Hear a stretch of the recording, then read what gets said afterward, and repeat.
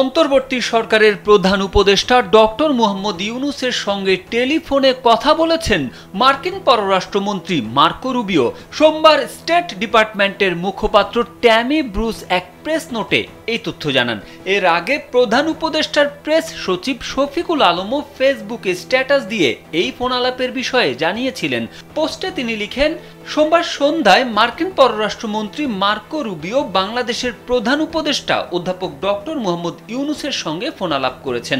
প্রায় 15 মিনিট ধরে চলা এই সংলাপ ছিল উষ্ণ, সৌহার্দ্যপূর্ণ ও ফলপ্রসূ, যা যুক্তরাষ্ট্র ও বাংলাদেশের মধ্যে চমৎকার দ্বিপাক্ষিক সম্পর্কের প্রমাণ বহন করে।